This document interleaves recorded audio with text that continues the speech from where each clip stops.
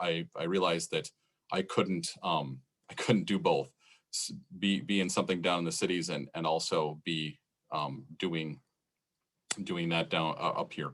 So with that, I'll turn it over to Kelly. So I think I muted you, so I'll ask you to unmute now, and then I'm going to put you in the spotlight and remove mine. Well, good morning. Again, I'm Kelly Chatman.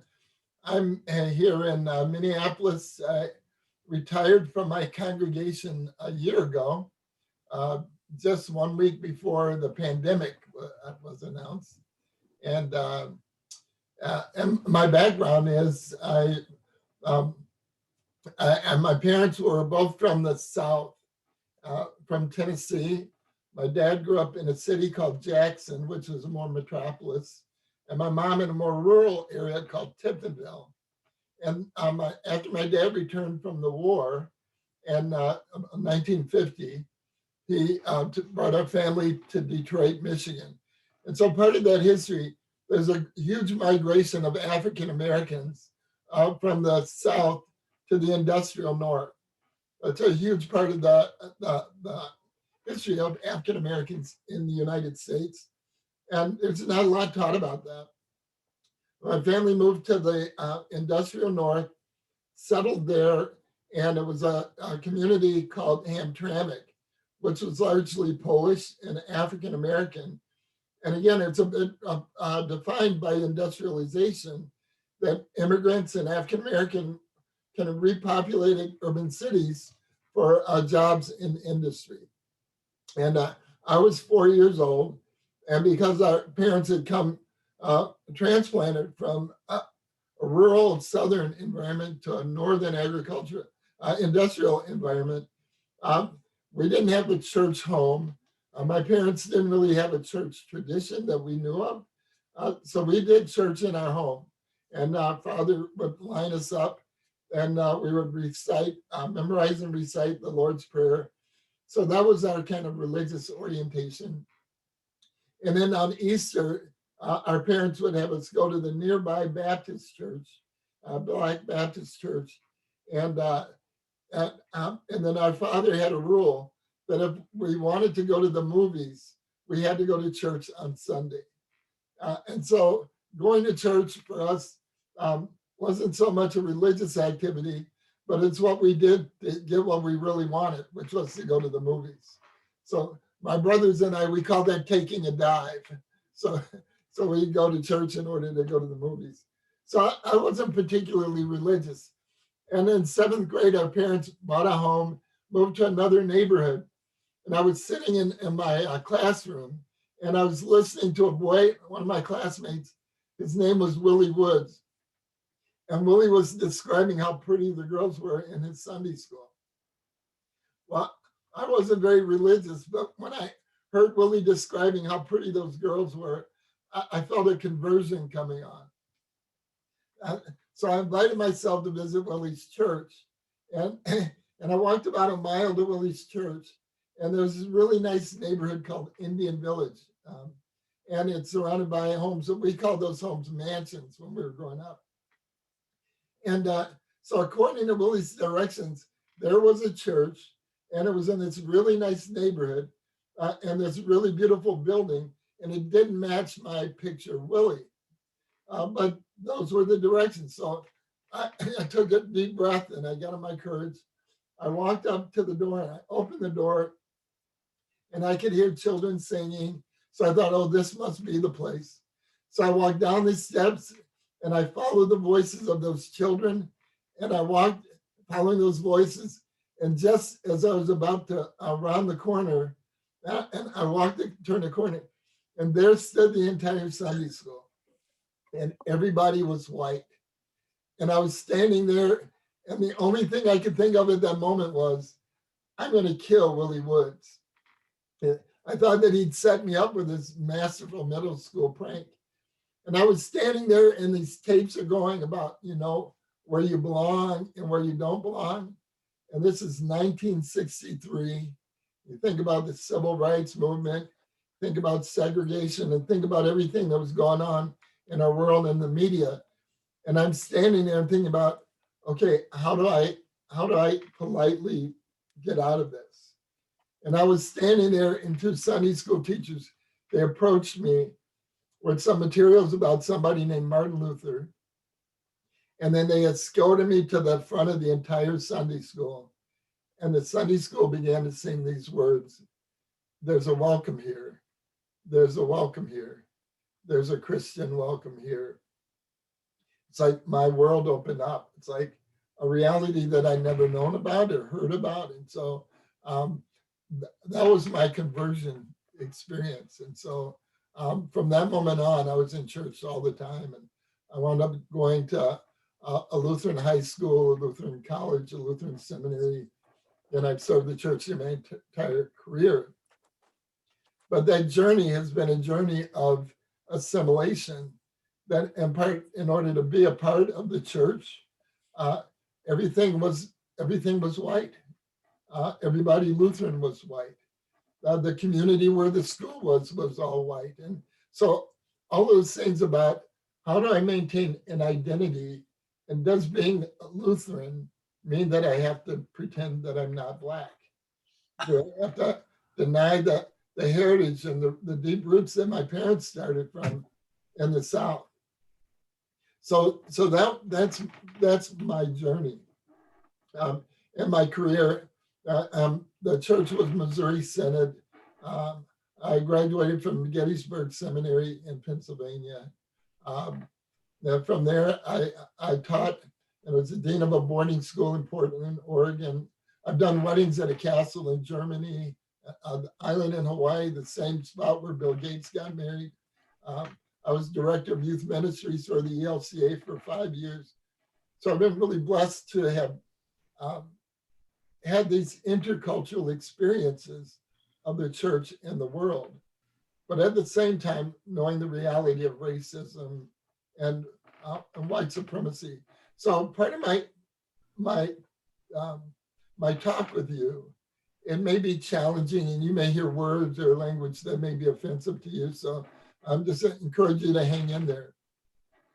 It's one of the realities that I learned. It's like for 400 years, and this is part of what you read in Cass, and maybe in between the lines. I haven't finished reading the book. But for 400 years, more than 400 years, Black and brown and indigenous people have been saying to white America, we have a problem here. Racism is a problem. And the response from white America has been tepid at best. So, and it's only recently with the death of Philando Castile in Minnesota, and George Floyd here in Minnesota, Breonna Taylor in Tennessee, all these deaths that are undeniable, that are like a wake-up call. And so the response that we're experiencing is now white America is saying, okay, we get it, there's a problem. We want to do something about it. But for Black and marginalized and indigenous people, we've been saying for 400 years we have a problem. And so now that there's kind of this woke, this consciousness with white people, and there's now ready to be in relationship. But there's 400 years of neglect, to put it nicely. So there's work for white people to do in order to build that bridge that is really ready to receive and be in relationship. Because there's so much damage that's happened, not just to white people, but the lack of humanity and sensitivity to the reality of slavery and racism and all of those things. So that's why it's wonderful that people are reading Caste and White Fragility and all those books, because there's a lot of learning to do. And I would say to catch up, to be in a place of really understanding what Black, brown, and marginalized people have been saying for so long. Right? So to build that capacity. Now, one of the things for me as a Lutheran and as a pastor is that I believe, and it's more than I believe, the church is the best equipped to be able to establish the platform and the understanding. And why I say that is in every church, we worship every Sunday. And when we worship, we say that we are worshiping God. And when we're worshiping God, that's an invitation that says everybody is safe and everybody belongs. So when people come into St. John's, you have this foundational promise that when you come through the doors of this church, you're welcome here. You're safe here. You belong here. And that doesn't begin with St. John's. That begins with God and Jesus Christ, who God could have just phoned it in and said, okay, world, you're saved. Salvation is yours. No, God didn't phone it in. God sent God's son Jesus into the world, and he embodied that witness of welcome, safety, and belonging. And he particularly demonstrated that with marginalized people. So when we read the stories of the scripture, that's about God coming into the world and God incarnate being in relationship with people that other people said, you're not worth it. And we'll read the woman, a woman at the well, or a woman who's been broken relationships, or prostitute, or children. Those are stories about people that God stands in solidarity with as a witness that everybody is safe and everybody's belong, and not just people that come from privilege. So I say that as a background to why the church is uniquely gifted, more than gifted, called to communicate this message of welcome, safety, and belonging. And we do it every Sunday, but the challenge is for us to take that message and share that in the places where we work, and where we play, and where we study, that everybody is safe and everybody belongs, because this is the promise that comes from God. And I'm certain that St. John does that really well. I'm certain that you do that really well on Sunday morning and within your congregation. But we have to do a better job of doing that in our neighborhoods as well. So with that, I want to remind you that this morning, you didn't read a particular book in preparation for this conversation.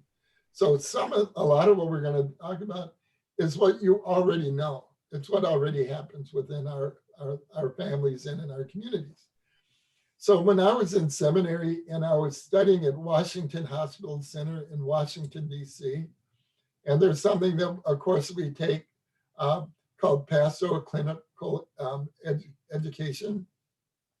And it's an experience where we spend time in the hospital and hang out with real people in real pain. So in this seminar, we had a gentleman his name was Dr. Edwin Nichols, and he was from the National Institute of Health. And he talked to us about social science. He said that in the United States, people operate out of three basic worldviews. He said that for African American, Native American, and Hispanic people, the dominant worldview is relationship. So how I feel in relationship to other people, how I feel in relationship to my environment is fundamental to how I feel about myself. And he said really clearly, one worldview is not better than another worldview, but it's really helpful to know the worldview out of which we are grounded and we operate. So then he said that the worldview for Asian people, Pacific Islanders, said the dominant worldview for Asian people is following the emperor, speaking with one voice, respect for the elder, and conformity. And again, one worldview is not better than another worldview. Then he said that for people from Western European background, white people, he said the dominant worldview is acquisition of object. So things like, how much do you know? How much do you make? And the one that I think about all the time is like, how much time do you have? So those are commodities. And they said there's a rich history that comes out of that, like in European backgrounds, where you'd have these long and arduous winters. And in order to survive, you'd have to accumulate things, store things to make it through a long winter. So the behavior in that worldview comes out of very meaningful kind of purpose. But the challenge is when one worldview is superior to other worldviews. So when you hear the term white supremacy, you might think about, well, a white worldview being dominant over other worldviews. And you can even say oppressive over other worldviews. So when I think about Sunday morning as the most segregated hour of the week, I think about worldview, and I think about an African American, Native American, Hispanic congregations and how worship happens. And we'll look at that, right? And then I think about Lutheran, Episcopalian, Presbyterian congregations and what worship looks like. And thinking about things like relationship in the context of African American, Latino, Hispanic, and acquisition of object in terms of Presbyterian, Episcopalian, Lutheran. So if you look at worship and you think about, so I can be, I've been in a setting where I could ask 100 Lutheran youth and say, how long is a Lutheran worship service? And what are they going to say? 1 hour. 1 hour, yes. And then I say, well, how did you know that? Was that a part of confirmation? So think about that orientation and how that gets communicated in terms of worldview. And I could, the same thing, I could be with 100 African American, Latino, Hispanic youth and say, how long is a worship service? And they will likely say, all day. That in their context, it takes as long as it takes. Those are reflection of worldview. So then for myself, thinking about in the Lutheran tradition, and I was so disappointed when we got the new ELW, that in order to use that resource, you have to know how to read music. Music is an acquired ability. And here in Minnesota, we have Augsburg, we have Luther, we have St. Olaf, and there's Luther, Concordia, and those choirs are amazing. But the more complicated the music, the more they drool, right? So that's an acquired ability. And so, and St. John, you probably know this too, that when those gifted young leaders graduate from those colleges, we want them to come to our congregations. So the music abilities are at a really high level in terms of acquired knowledge. So when you think about and say we want to be diverse in our congregations, well, that's really high bar for what it means to be Lutheran and Lutheran music and Lutheran worship. You can't get any further from this relational part from other traditions where, like in the example of African American, Latino, Hispanic worship, what is the music like? It's repetitious. You know, it's sung from the heart. You don't necessarily need to be able to read music. Right?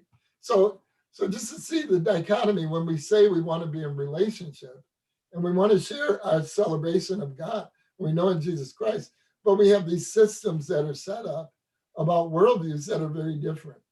Now, don't let me get started because I know Pastor Eric is a really fine preacher. And I know that he has been taught really well what a good Lutheran sermon is. And we were taught in seminary that a good Lutheran sermon is going to have 3 points to it. Right?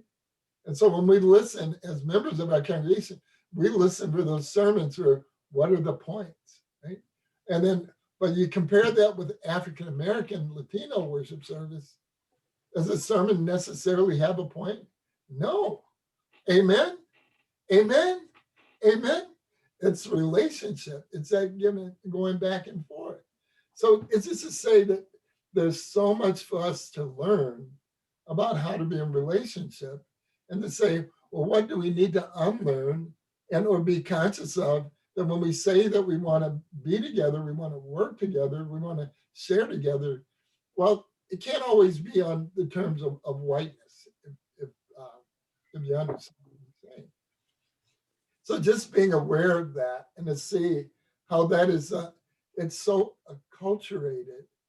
And again, this is not about right or wrong. It's about a consciousness about what is it that keeps us apart. And then when we say, and we hear terms like a white supremacy or white systemic racism, it's not personal. It's talking about the systems that either oppress or keep us apart. That's why I'm so thankful that you're reading like Cass and having these conversations to be able to at least have more informed ways of seeing what's really going on in our world.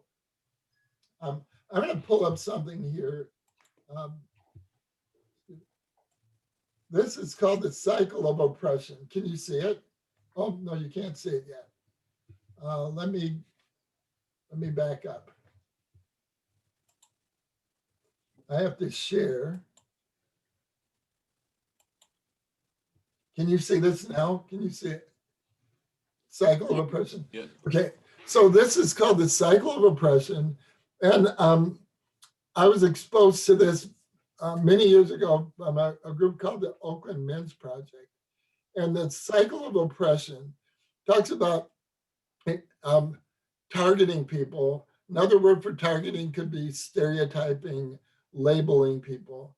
And then what we do to people then following the targeting and stereotyping is we attach misinformation to a person or a group.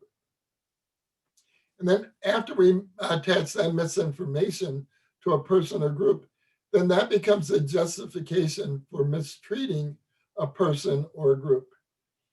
And then the final part of this cycle is internalized behavior. And I explained that internalized behavior is like if I have a dog and every time my dog does something wrong, I kick my dog. Sooner or later, I'll approach my dog. And even though it didn't do anything wrong, it'll act like it did something wrong. That's an example of internalized behavior. So when thinking about this in terms of, you could look at this target for gay people, Black people. Well, we'll go through this and to make this really simple. And again, you didn't read any books, so and it would be good if you maybe unmuted yourself so that this could be interactive here too. So for the first one, for targeted, let's look at women as a targeted group. And it could be a woman or a group of women, but a targeted group. And just to make this really accessible for your engagement, that misinformation about female drivers. So what's some misinformation about female drivers? Come on, folks, this is not going to be that easy for you. You don't get to sit back and me do all the work. Oh, good. What's some misinformation about female drivers? They don't pay attention. They don't pay attention. We're hesitant. You're hesitant. We have to follow a map. You have to what? Follow a map. Follow a map. So I'll just say that message all kind of says that you're not good drivers. Right? So the justified mistreatment is what? Who gets to drive? The man has to drive. So that's the justified mistreatment. And the internalized behavior is? We don't think we can drive anymore. Don't think you can drive anymore. The man's going to be the better driver. So the man has more value. The man has more value. Okay, now we're going to, pardon? Let's do females again. So let's say misinformation. So if a man in the workplace is assertive, what do we say about him? So that He's saying he's a leader. Yes. Yeah. So if a man in the workplace is assertive or aggressive, oh right, then we say he's a leader. And well, what do we say if a woman in the workplace is assertive or aggressive? She's pushy. pushy. And then what becomes the justifying mistreatment? You shouldn't get a promotion because she doesn't work well with other people. Yeah. Uh-huh. So then maybe that means ostracize her, right? Distance her. And then what then becomes the internalized behavior? The men get all the leadership positions. But for the woman, do you know the term dummy down? Yeah. Huh. Pretend to not know as much as you know. Yeah. Or we So, second guess and doubt ourselves. yeah. And so you can do the same thing with this about misinformation about women, not as good as men, justify mistreatment, not pay them as much as men. Right? So you get the cycle there. So I'm going to jump ahead now and maybe let's talk about gay people as targeted. What's misinformation about gay people? That they prey on children. That they're pedophiles, they prey on children. The justified mistreatment then is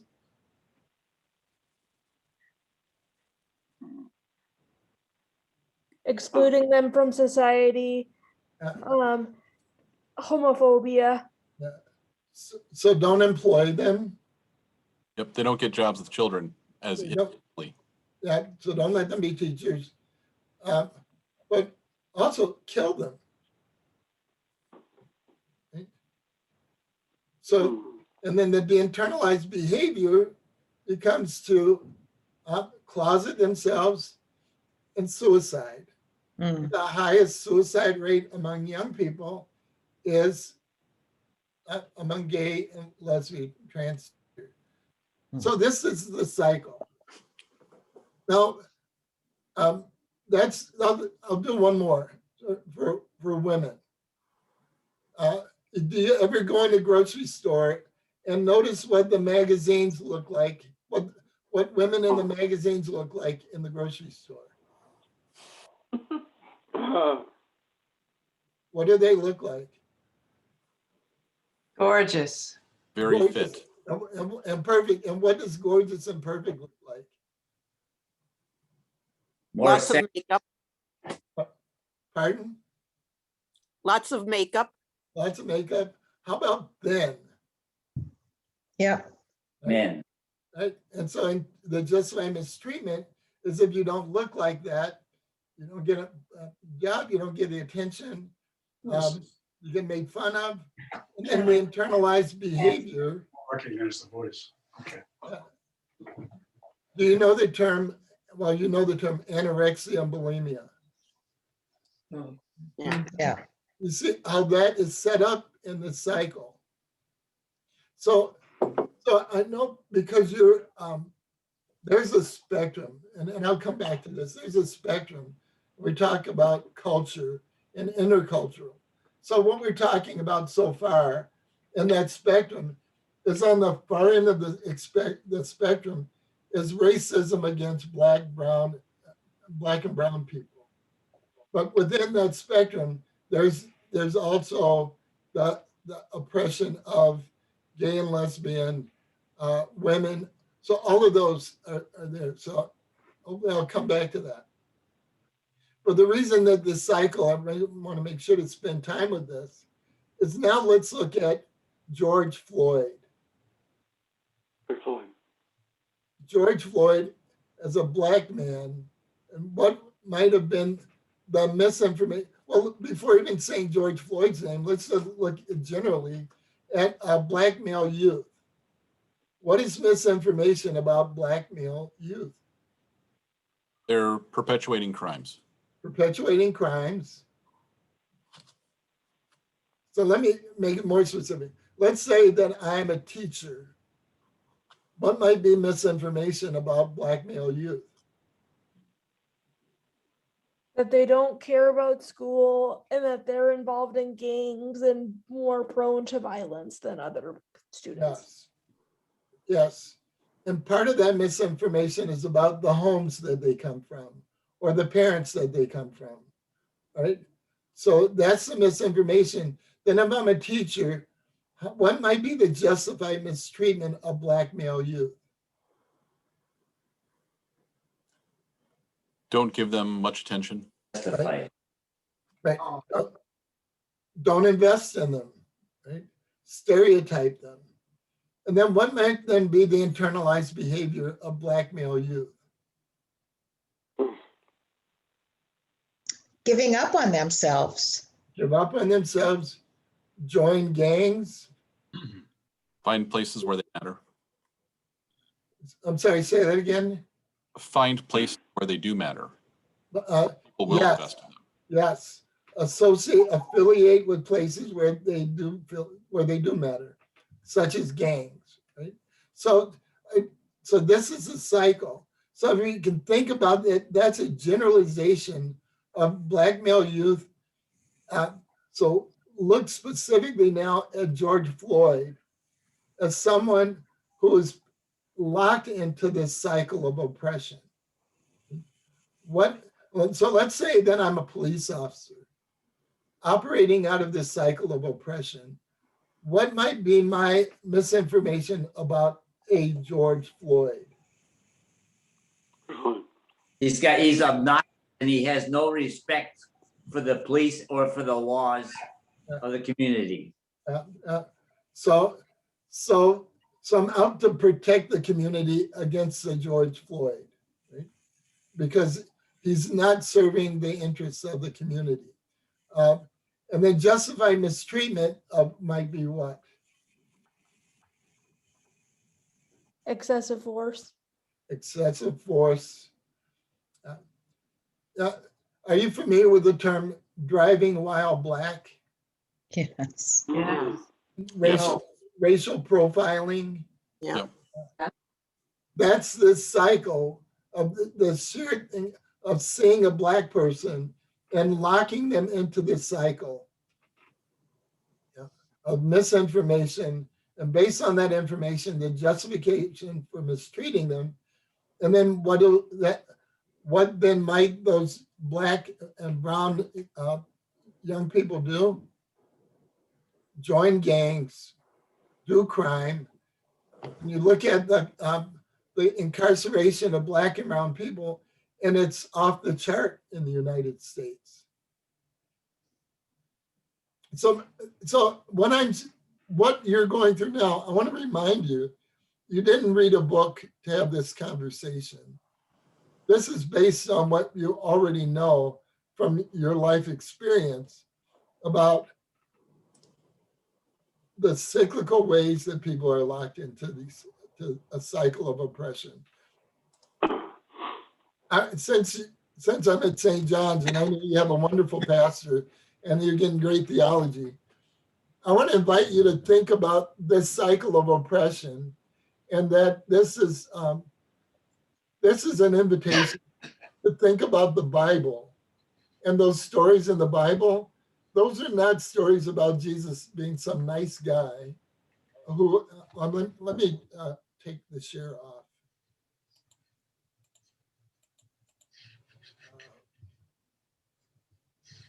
Gonna get rid of that.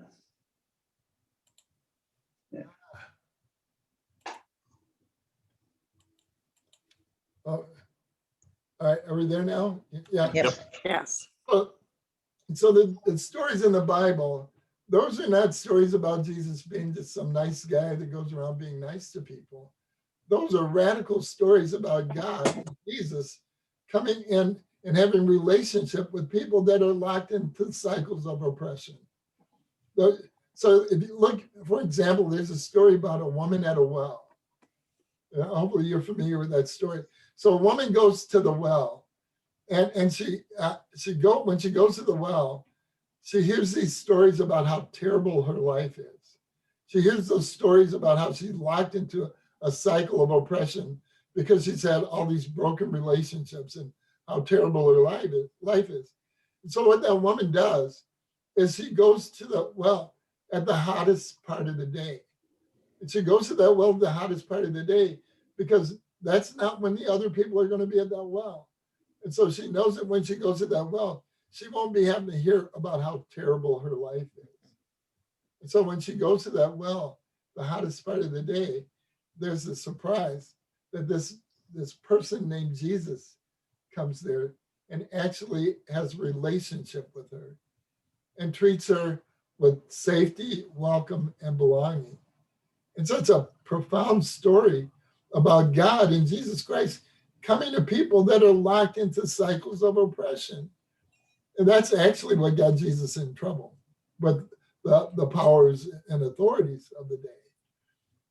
But to be able to talk about those stories about a real God in real time and with real people is the call of the church. Yeah, and so that, so I invite you to think about that. So when you continue to read books like Cass and those stories, to be able to think about, well, God's in those stories too. Yeah, and all of those stories really are about cycles of oppression. And the challenge and opportunity for us is to intervene. So I'd say it's about 11:10 now. I also want to make sure to share, because, well, I won't say why. But when you think about the conversations that we are having about race, and my belief is that if we can understand race, if we can understand the oppression that comes from racism, then my belief is then all of those other isms will be easier for us to understand, because the extreme of oppression is what our history has been around race. And so there are other isms like how women have been treated, or all of those other parts that we'll be able to understand even more, because the really tough one is how people of color have been treated and abused in terms of our history. So I'd like to open this up for conversation. Just a quick reminder, if you got muted in the beginning, feel free to unmute yourself and ask your question. Just kind of speak up and ask Kelly what you're wondering about. Pastor Kelly. Yes. Yeah, a great message. I really appreciate this. It's so enlightening. You're involved. Do you have any involvement with Black Lives Matter at all? I know they are certainly being oppressed in the media, or by certain elements in our political system. But I really enjoyed your presentation. Well, thank you. Well, Black Lives Matter is both, it's an organization and it's a movement. And so I would say that it's kind of naturally involved in the movement. I should have also mentioned, so I'm directing a nonprofit now called the Center for Leadership and Neighborhood Engagement. And what we're doing is bridging the church community to be more in relationship with the broader community, particularly here in North Minneapolis. Yes. Since the murder of George Floyd, there's been a tremendous reception from the white church, if you will, to be in relationship. And so the center, and I would say Black Lives Matter is advocating for the fuller inclusion and for the voice of Black and Brown people and community to be more visible. And by visible, that the Black and Brown communities have assets. Right. And it's really speaking from that point of view. And that's really what Black Lives Matter really is saying, is that there's meaning and assets in being Black and Black Brown. And so it's an identity beyond, and thank you for your question. You helped me to think this through. It's that there's identity beyond the bounds of the cycle of oppression. And I would encourage you to think of that. Black Lives Matter is a voice of blackness, black, brown, marginalized voice that's outside of the framework of the cycle of oppression. Right. Okay. Sure. Sure. Yes. You can challenge me on this because you're helping me to think about this too. Yeah. Yeah. Well, we've got a long, long ways to go. There's so much that we have to deal with as far as the oppression that has happened, the history. It's really ingrained into the minds of so many people. I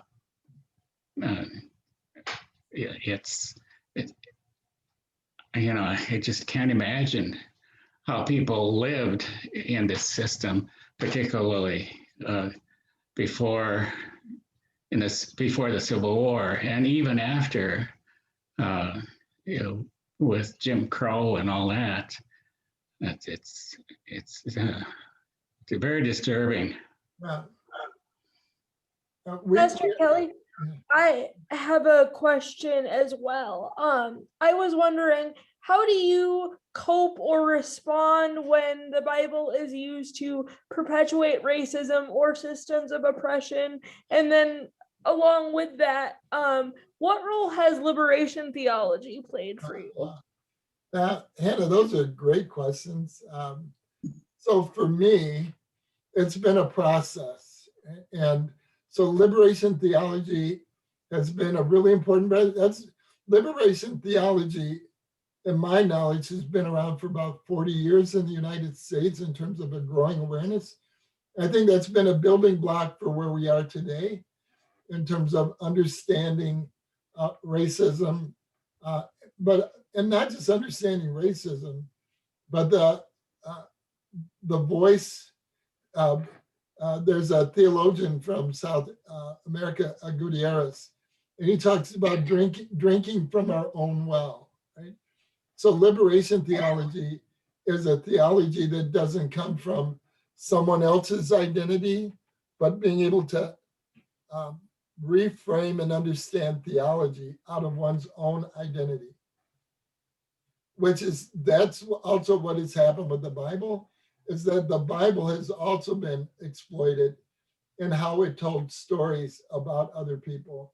And the Bible has been used as part of that cycle of oppression as well, in how it framed people and supported slavery.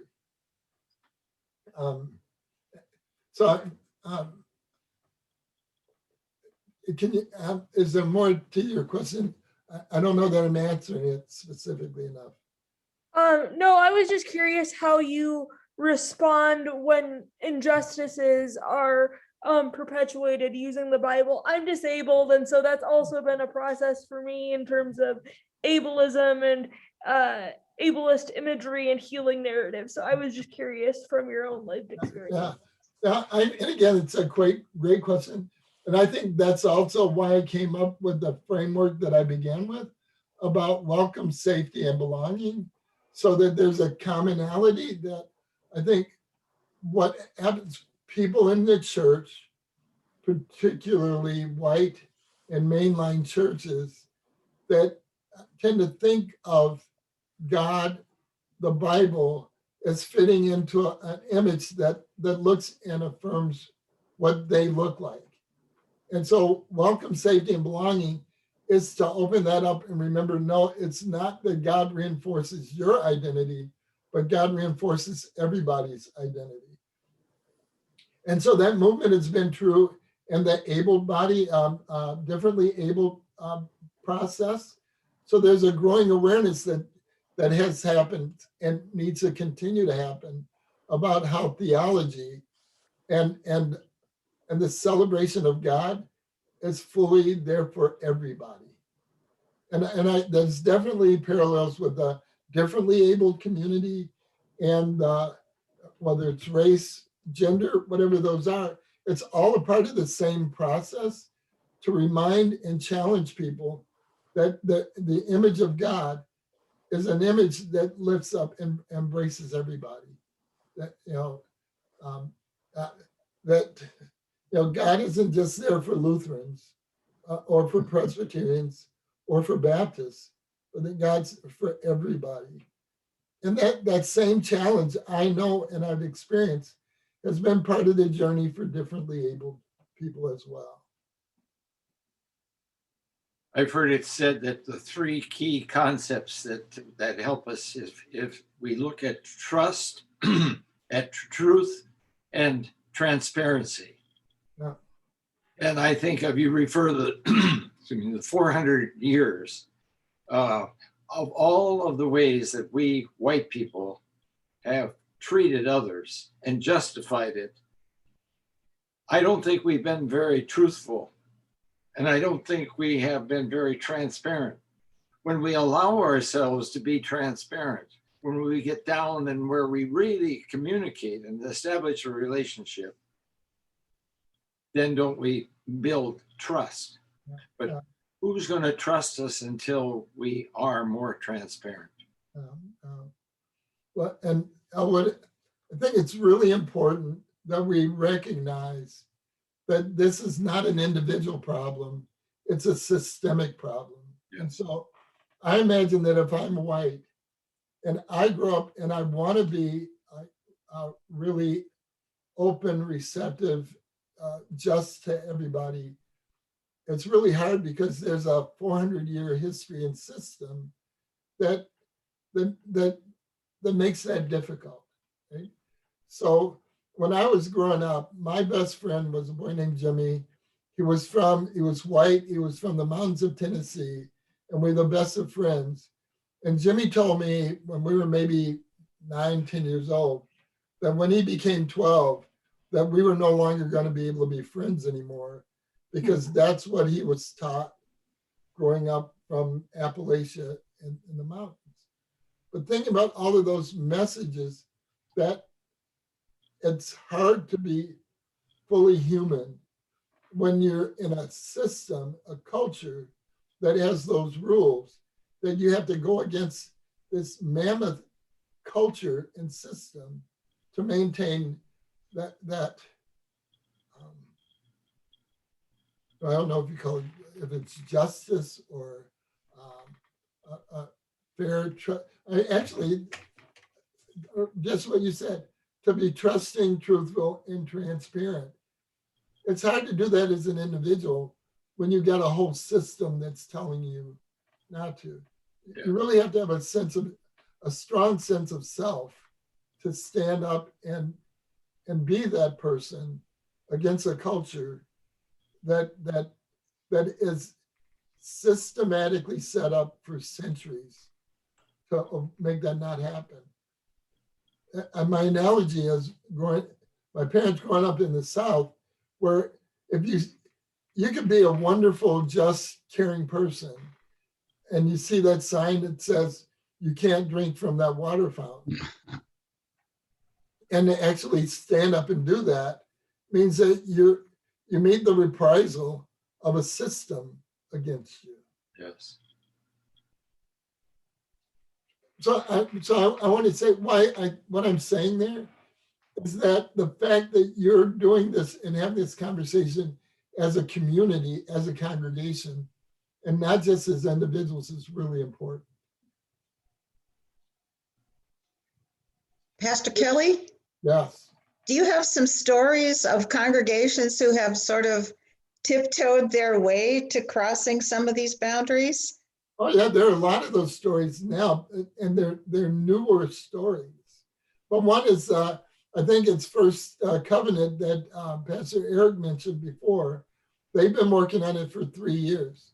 The congregation that I served worked on it for 20 years, and it largely worked on it because it had a Black pastor. And I was not committed to being a pastor that didn't function differently than just the way that the system is set up.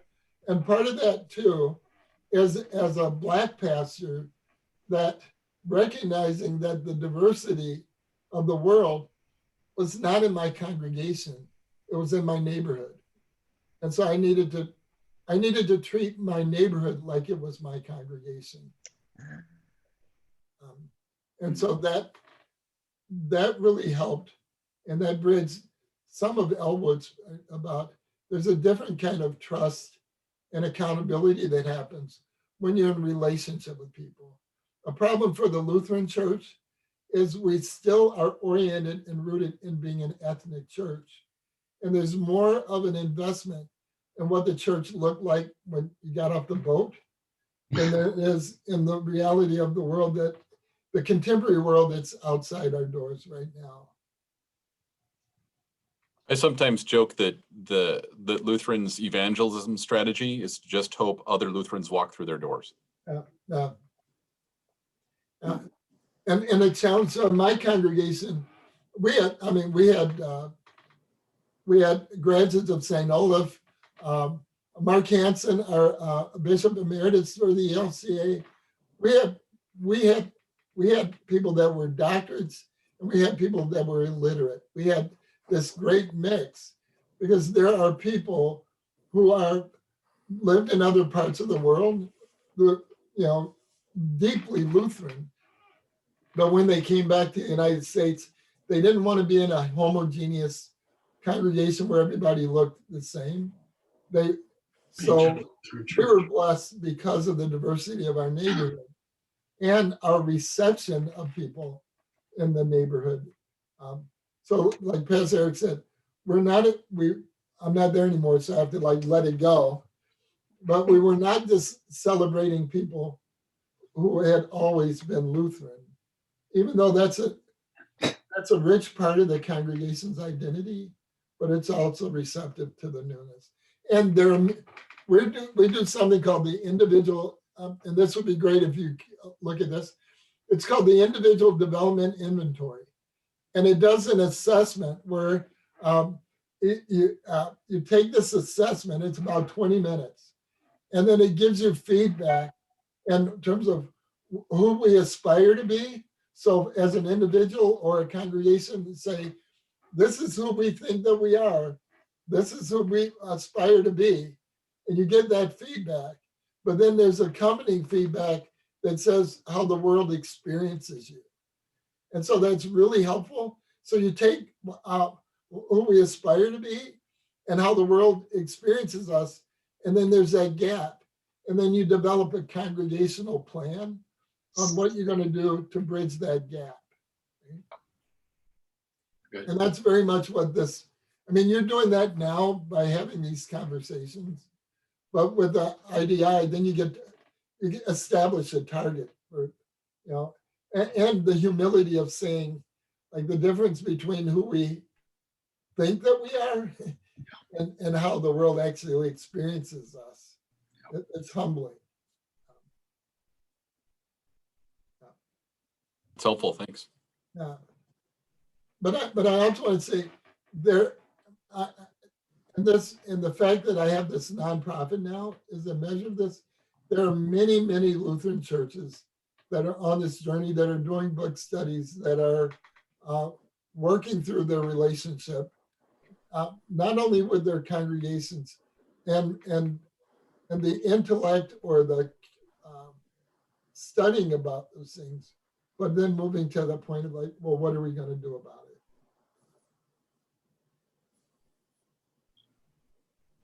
When I interviewed at St. John about 4 years ago, the call committee repeatedly referred to or described themselves as a neighborhood church. And when I started here, I realized that that was true and also not true at the same time.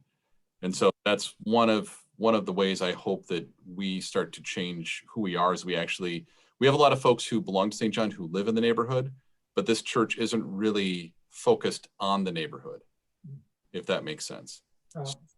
And our mission statement that we just adopted a couple of years ago begins with the phrase "welcomed in Christ."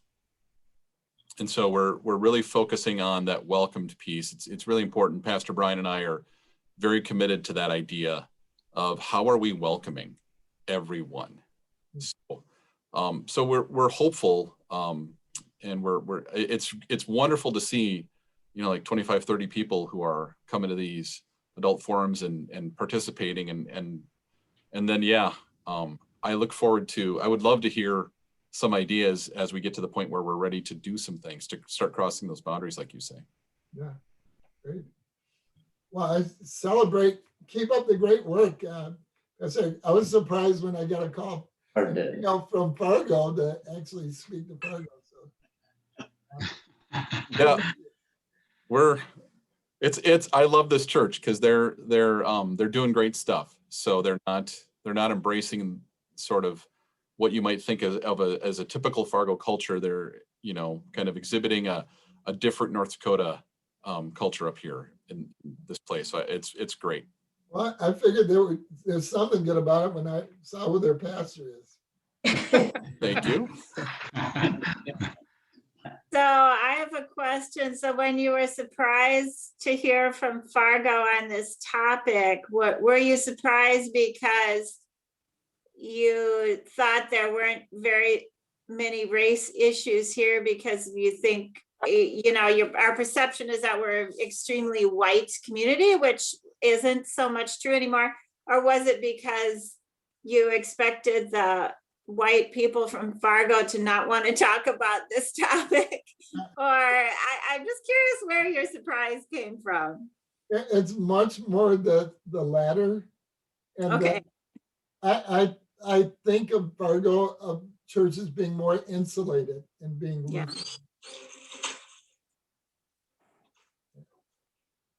Pastor Kelly, this is a kind of off-topic question, but have you had any experience with a Native American indigenous community? Not a lot. Not a lot. When I was in college, I spent a month on Pine Ridge in South Dakota. But here in the community, there's not a lot of Native American presence in North Minneapolis where I am. Okay. But sure. But Augsburg is an amazing university with its diversity, and well, Marlene Helgamo, there's a Native American congregation here, and it's shared, I think, with the Presbyterian Church. And so my answer is I don't have a lot, but like I said about that spectrum, many of the same issues that are there for the Native Right. American community. Yes. Yes. Right. Yeah, I do have a dear friend. Her name is Karis Thompson. She lives in Fargo with her husband, Matt Treps. He's a doctor there, a physician. So I'm just bragging that I do know something about Fargo. Oh, I know Karis.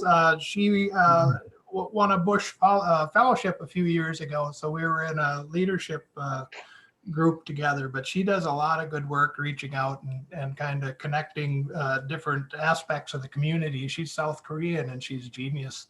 But some of us are reading the book Cast and having book club about it. But when you talked about driving while black, it's amazing how many people we incarcerate, so in the book Cast, they talk about untouchables, which are, people that are basically, you try not to have anything to do with them if you can, other than have them do your work for you. But we have 22% of the world's jailed population in the United States. So we have 4% of the population and 22% of the total people in jail, more than China and Russia. So, part of what we're trying to do is, if you think about what that costs, I just looked it up here, there's 2.2 million people in jail right now, and it costs $181 billion for legal costs, for incarceration costs, for telephone fees. But, you know, just even if you don't care about humanity, if you're just looking at the economic aspect of it, it doesn't make any sense at all. I mean, we could be paying people $60,000 a year to get educated or to find a skill instead of keeping them in jail. But I don't know, it just seems, do you feel like we're making any progress in this regard? I guess I do, just because finally we're bringing it out to the, you know, making it more visible, as Woody had said. What's your take? Are we making progress? And we just got to keep working this way to try to figure out that what we're doing just isn't working, it isn't fair, and if you're only cared about the pocketbook, it doesn't make any sense. Well, Mike, I would say, duh. Yeah. I mean, we're having this conversation with St. John and Fargo. It's like, now, we're not talking to a congregation in Minneapolis or New York City. We're talking to a congregation in Fargo. Man, that's progress, right? And your point is, racism is against our own self-interest, right? So the waste that is happening in the way that we incarcerate people, or when you think about what happened at the Capitol in comparison to Black Lives Matter, in terms of it's not only, it's inefficient, it's wasteful, and the ways that we're perpetuating a system of racism that goes against our very self-interest. So I guess my point was, you know, you talked about the three, you know, kind of world views, you know, and you Western Europeans like us are materialistic, very much so. So one of the things I've found over the years working for renewable energy to advance that in North Dakota is some people just don't care about the environment. So, you know, you can give them all the facts in the world. And I kind of compare that to this, reaching out, you know, through churches and stuff, and our messaging as if, you know, if we're only talking about the spiritual and social justice aspect of it, some people, the ones maybe that we want to reach the most, don't care about those things, but they do care, some of them, about the wallet. So I wonder if in our narrative, if we shouldn't try to be including some of the, you know, since we're so materialistic and money oriented here in the United States, maybe we're missing a piece by not, you know, at least pointing out some of the financial aspects for, you know, moving forward to get out of this hole we're in. Yeah. I think you're right, but I think that will be a future part of the movement. Yeah, when you get more people with that knowledge base, helping to interpret what needs to be said, advocating for it. And again, you'd think people in Texas would be a part of this conversation now after what happened with the snow. I mean, those translations, and I would say I would incorporate that into what I talk about, but that's not a part of my training as a pastor. It's like, so. And the environmentalists are talking about that, and they are translating that into efficiencies and costs. But I think it's like when there's an analogy about, you know, when the heat gets turned up to a certain point, the people pay more attention. Yeah. But I mean, it's all connected, and including this conversation. It's like we're building a momentum of a greater consciousness. And I guess this is my point. What I can speak to is the consciousness of the church and our identity as a people of God. And that's why I begin with welcome, safety, and belonging. And I think when we have that foundation that we are all children of God, then our goal is to advocate for the interests of all of the children of God, and not just Lutherans or Fargoans or Minneapolis or Black people, you know, but a common humanity. In Genesis 1, where we're hearing about God creating humankind in God's image, in our image, and in our likeness, And then that's immediately followed with the kind of request to care for creation and give them dominion, stewardship, care.